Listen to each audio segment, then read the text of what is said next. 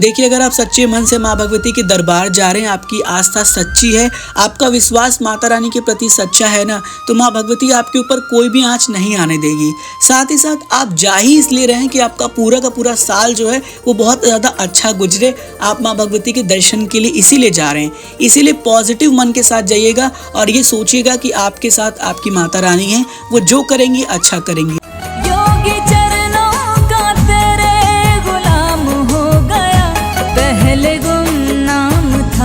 अब तो नाम हो गया।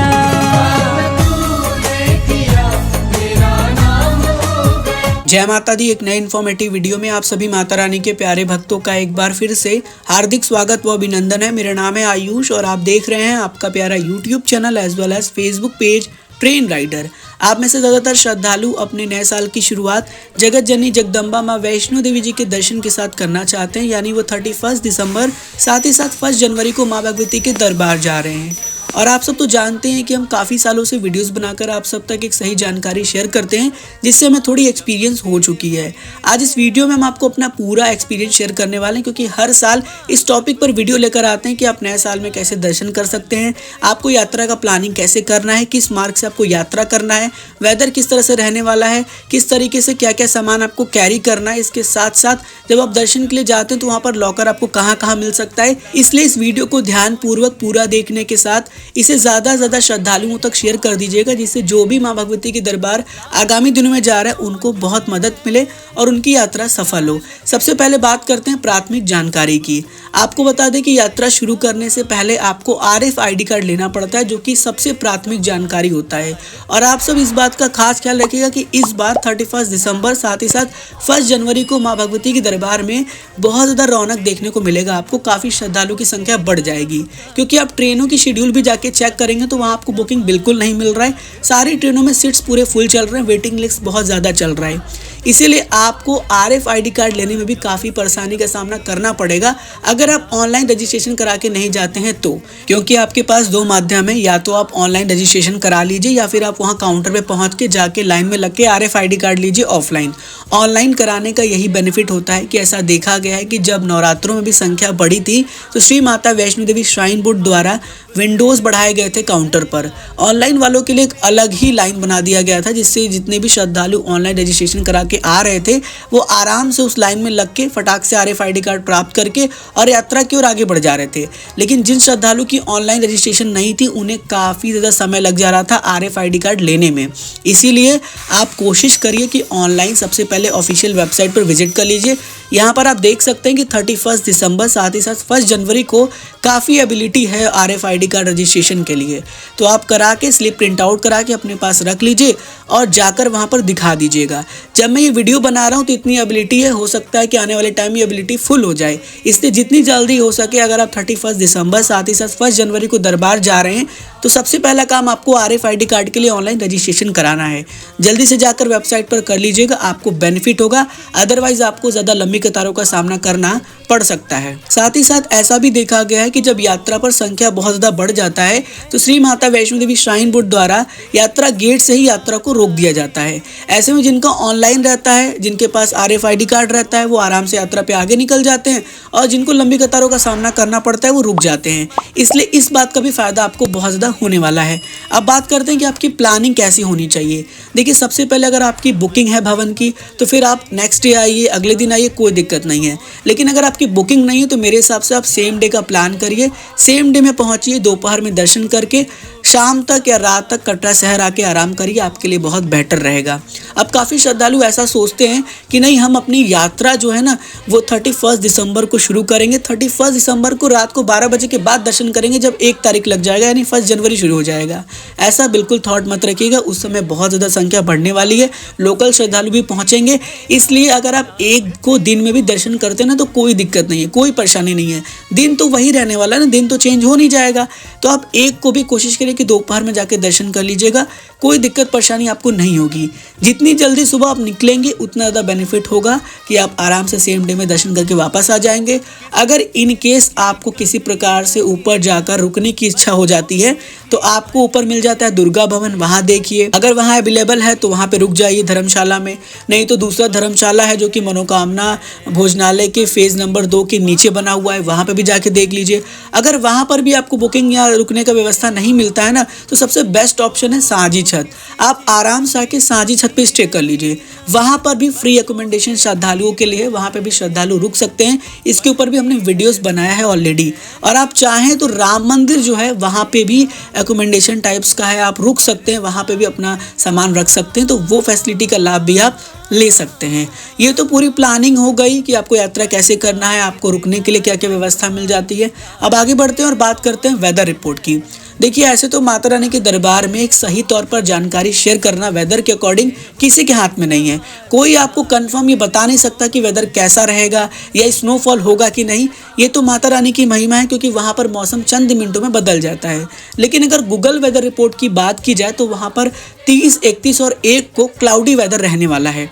तो हो सकता है कि बर्फबारी भी हो जाए, लेकिन अपने साथ गर्म कपड़ा आप ज़्यादा से ज़्यादा कैरी करिएगा, जो आपके लिए बहुत ज़्यादा बेटर रहेगा। साथ ही साथ आपको इस बात का खास ख्याल रखना है कि जहां आपको लगता है कि बहुत क्राउड है या यहाँ पर संख्या बहुत ज़्यादा है, वहाँ पे आपको बिल्कुल भी स्टैंड नहीं करना है, वहाँ खड़े नहीं रहना है। आपको ऐसे जगह पे रहना है जहाँ पर कि ज़्यादा क्राउड ना हो, ज़्यादा रश ना हो, बिल्कुल अलग जगह पे रहें, ताकि किसी प्रकार से कोई भी दिक्कत आपके साथ ना हो। हालांकि मुझे पूरा ऐसा उम्मीद है कि जैसा पिछले साल हुआ वैसा कुछ भी नहीं होगा। आप बिल्कुल निश्चिंत होकर जाइए, माता रानी पर भरोसा रखिएगा, माता रानी सब कुछ अच्छा करेंगे और बहुत अच्छी तरीके से आप दर्शन प्राप्त कर पाएंगे। साथ ही साथ अब बढ़ते हैं वीडियो में आगे और बात करते हैं कि आपको कौन कौन सी ज़रूरत के सामान अपने साथ कैरी करना है। सबसे पहले तो आपको अपने साथ कोशिश कर लीजिए कि हल्का सा कोई भी एक कंबल कैरी कर लीजिएगा। देखिए, क्या होगा कि जब रश बढ़ेगा, क्राउड बढ़ेगा ना, तो वहाँ पर जो है आपको कंबल में भी काफ़ी परेशानियाँ होंगी। लेकिन अगर आपके पास कंबल होगा तो आप कहीं पर भी किसी भी जगह पर स्टे कर सकते हैं, कोई दिक्कत नहीं है। कंबल में आराम से आप एडजस्ट हो जाएंगे और कहीं पे भी स्टे कर लेंगे। और फिर आपको लंबी कतारों का भी सामना नहीं करना पड़ेगा कि आप लंबी कतारों में लग के कंबल लीजिए, फिर रिटर्न करने की लंबी कतारों का सामना करिए। तो ऐसे में आप पूरी तरीके से फ्री रहेंगे। ये आपके लिए बहुत अच्छा और बेटर ऑप्शन रहेगा। इसके साथ साथ अगर आप यात्रा पर जा रहे हैं तो अपने साथ मेडिसिन रख लीजिएगा, एक लॉकर रख लीजिएगा जिसको हम ताला कहते हैं अपने साथ। अगर आपका ताला होगा ना, तो अगर आपको लॉकर नहीं मिलता है तो आप जो है राम मंदिर के पास चले जाएंगे, वहाँ हमने वीडियो बना के बताया है। वहाँ पे भी आप लॉकर में अपना सामान रख के लॉक करके दर्शन करके वापस से वहाँ सामान निकाल सकते हैं। वो भी आपके लिए बहुत ज़्यादा परफेक्ट रहेगा और आपको दिक्कत परेशानी बिल्कुल भी नहीं होने वाली है। साथ ही साथ आप अपने साथ जितने भी आपके रेनकोट हैं, गर्म कपड़ा हैं, ये सबको भी कैरी कर लीजिएगा, क्योंकि वेदर अचानक से बदल जाएगा। अगर बारिश हो गया या किसी प्रकार से स्नोफॉल हो गया तो आप अपने आप को पूरी तरीके से प्रोटेक्ट कर पाएंगे और आपको बिल्कुल भी कठिनाई का सामना नहीं करना पड़ेगा। अब बात की जाए कि आखिर आपको यात्रा किस मार्ग से करना चाहिए। काफ़ी श्रद्धालु इस बारे में भी कंफ्यूज होते हैं और बहुत ज़्यादा डाउटफुल रहते हैं कि हमें किस मार्ग को अप्लाई करना चाहिए। आपको बता दें कि 31 दिसंबर साथ ही साथ 1 जनवरी को काफ़ी ज़्यादा रौनक आपको यात्रा ट्रैक में देखने को मिल सकती है। हालांकि अगर आप ज़्यादा क्राउड से बचना चाहते हो तो आपके लिए बेटर ऑप्शन है ताराकोट मार्ग। आप ताराकोट मार्ग से भी अपनी यात्रा शुरू कर सकते हैं। वो मार्ग भी आपके लिए बहुत ज़्यादा अच्छा है, थोड़ा सा लंबा ज़रूर है, लेकिन उस मार्ग से अगर आप यात्रा पर जाते हैं ना, तो आपको एक अलग ही अनुभव होगा और ज़्यादा क्राउड का सामना आपको नहीं करना पड़ेगा। बहुत आसानी से आप उस मार्ग से माँ भगवती के दर्शन के लिए आगे बढ़ जाएंगे। तो आप अपने हिसाब से अपना मार्ग सेलेक्ट कर लीजिएगा, लेकिन अगर आप चाहें तो ताराकोट मार्ग को भी सेलेक्ट कर सकते हैं, वो भी आपके लिए बेटर रहेगा। बहुत ज़्यादा रश आपको उस पर भी देखने को नहीं मिलेगी। साथ ही साथ अब बात कर ली जाए कि दर्शन आपको कैसे करना है, दर्शन का क्या समय रहने वाला है और दर्शन के वक्त आपको किन किन बातों का ध्यान रखना है। सबसे पहले तो मैंने आपको बताया कि आप रात को दर्शन करने का बिल्कुल कोशिश मत करिएगा 31 की नाइट को, क्योंकि उस दिन काफ़ी रौनक रश रहने वाली है। आप कोशिश करिए 31 को दिन में कर लीजिए या 1 तारीख को दोपहर में करिए। उस दौरान आपके लिए बेटर ऑप्शन रहेगा। और जब आप दर्शन के लिए जा रहे हैं तो सिर्फ अपने साथ पैसा और प्रसाद रखिएगा। सारा सामान, आपका मोबाइल फ़ोन हुआ, स्मार्ट वॉच हुआ या किसी प्रकार से कोई भी सामान है, वो सबको आप अपने लॉकर में रख दीजिएगा और फिर आप दर्शन के लिए आगे जा सकते हैं। एक एडिशनल जानकारी और आप सबके लिए कि अगर आप सब भवन पे जाते हैं और आपको लॉकर नहीं मिलता है तो आप क्या करें। तो ऐसे में मैं आपको बता दूं कि भवन पर कुछ प्राइवेट प्रसाद शॉप हैं जहां पर आपको पहुंचना है और उनके शॉप पर आप अपना सामान रख दीजिएगा, उनसे प्रसाद बस परचेज कर लीजिएगा। थोड़ा सा प्राइस ज़्यादा होगा श्राइन बोर्ड के प्रसाद के अकॉर्डिंग, बट आपका सामान वहाँ पर वो रख लेते हैं और फिर आप दर्शन करके जब वापस आएंगे तो वो आपका सामान भी दे देंगे और आप उनको पेमेंट कर दीजिएगा प्रसाद का। तो ये ऑप्शन भी आपके लिए बहुत अच्छा और बेटर हो जाता है ये आपके लिए सेफ सिक्योर भी रहता है और आप आराम से जो है किसी प्रकार से कोई भी लाइन में बिना लगे दर्शन के लिए आगे जा सकते हैं। इस बात का भी खास ख्याल रखिएगा कि जब अटका आरती सुबह शाम की हो रही होगी तो उस दौरान भी लाइन में ना लगेगा, अन्यथा आपका जो टाइम है वो भी काफ़ी लैप्स होगा और आपको ज़्यादा कठिनाई का सामना करना पड़ेगा, दर्शन भी उतने अच्छी तरीके से नहीं होंगे। अब अगर बात की जाए कटरा शहर की तो सबसे पहले शुरुआत करेंगे होटल की। काफ़ी श्रद्धालु के मन में ये मिथ होता है कि हमें होटल नहीं मिलेगा, तो ऐसा नहीं है। आप सब जानते हैं कि कटरा शहर एक ऐसा शहर है जिसके गली गली में आपको होटल्स मिल जाते हैं। हालांकि रेट थोड़ा हाई होगा लेकिन आपको कहीं ना कहीं होटल स्टे मिल जाएगा। अगर नहीं मिलता है तो जगह जगह पर कटरा शहर में अलग अलग लंगर और जो है वो भंडारे का आयोजन किया जाता है। आप वहाँ पे भी जाके प्रसाद ग्रहण कर सकते हैं और वहाँ पे भी जगह जगह पर रुकने की व्यवस्था भी की जाती है, तो आप वहाँ पे भी रुक सकते हैं। ऐसा कुछ नहीं है कि आपको होटल नहीं मिलेगा तो आपको प्रॉब्लम होगा, ऐसा नहीं है। जनरली होटल मिल ही जाते हैं, लेकिन नहीं मिलते हैं तो जो अलग अलग ट्रस्टी और अलग अलग जो है वो जितने भी सोसाइटीज़ होते हैं वो लंगर और भंडारा और रहने की व्यवस्था भी आयोजित करते हैं। तो आप वहाँ पे भी रुकिए, वहाँ पे भी प्रसाद ग्रहण करिए और आराम से माता रानी की यात्रा करिए। थोड़े से प्राइजेस हाई होंगे होटल के, लेकिन होटल मिल जाते हैं, ऐसा नहीं कि होटल नहीं मिलेगा। तो अगर आप हमारी इन सभी बातों को अच्छे से फॉलो अप करते हैं और माता रानी की यात्रा पे जा रहे हैं तो माता रानी की कृपा से आपकी यात्रा सफल होगी। देखिए, मैं आपको एक बार फिर से बता दूं कि आपके अपने मन में किसी प्रकार से कोई नेगेटिविटी नहीं लाना है। किसी ऐसी वीडियोस को मत देखिएगा जिसमें ये कहा जा रहा है कि आप मत जाइए, इस दिन आपको प्रॉब्लम होगा, ऐसा होगा वैसा होगा, ऐसा कुछ नहीं है।